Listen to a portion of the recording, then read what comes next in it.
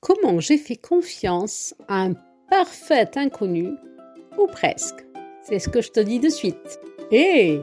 Tu as un tournant de ta vie parce que tu as plus de 50 ans?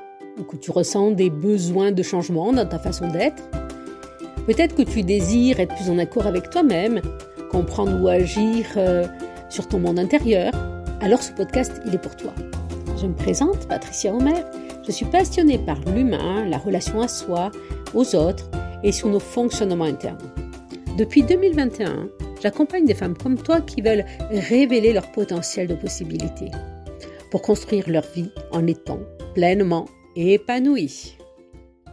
Alors, je vais te parler d'une découverte que j'ai faite il y a quelques années et comment ça s'est passé et comment j'ai géré mes doutes, ma confiance et tout ça, entre doute et confiance. Donc, je faisais partie d'un groupe, l'Académie Zéro Limite avec Martin Latulipe, là, et de temps en temps, il faisait venir un invité.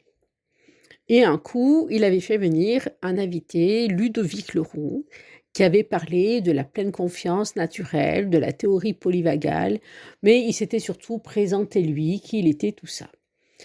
Et tu sais, des fois, on accroche avec des personnes, on se sent à l'aise ou pas avec ce qu'elles dégagent et comme elles sont. Et j'avais vraiment accroché à la personne. Et puis, son discours, ça m'avait percuté.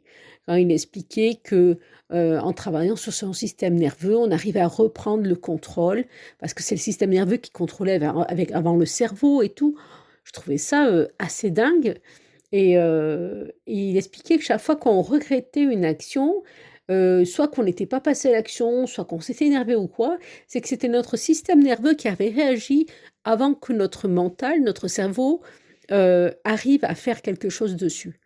Et donc, il expliquait qu'il proposait des formations là-dessus, et moi j'ai trouvé ça complètement génial. J'étais vraiment enthousiasmée à cette idée, et j'avais jamais entendu ça.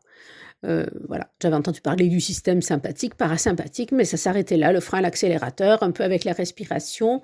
Moi, je vais vite là pour t'expliquer, mais en fait, le parasympathique, on va dire que c'est le frein, et l'accélérateur, c'est le sympathique. Et selon la respiration que tu fais, tu vas te calmer ou pas. Donc voilà.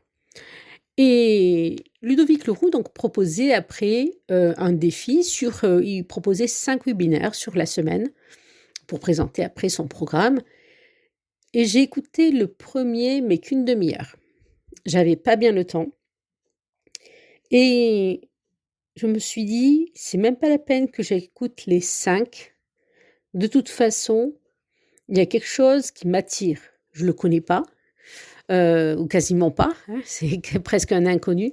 Mais dans ce qu'il dégage, dans ce qu'il explique, je sais que je veux prendre cette formation parce que je le sens.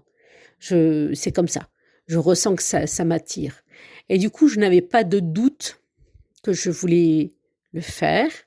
Je lui faisais confiance et je m'étais inscrite. Et c'est comme ça que j'avais découvert la théorie polyvagale il y a quelques années et qu'après, je m'étais formée à coacher avec cette méthode.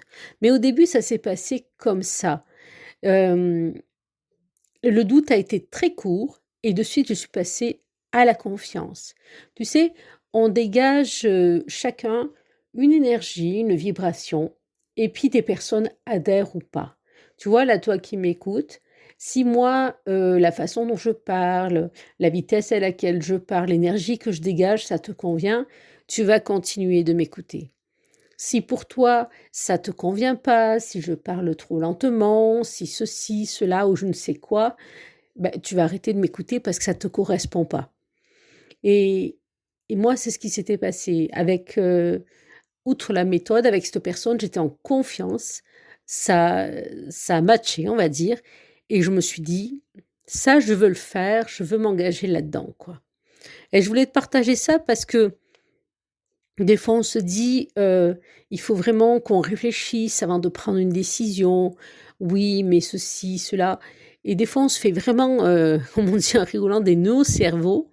Parce que si on sent que quelque chose nous attire, que c'est ça qu'on veut faire, Eh bien voilà, on va pas se faire 10 000 tableaux, alors le pour, le contre, le ceci, le cela.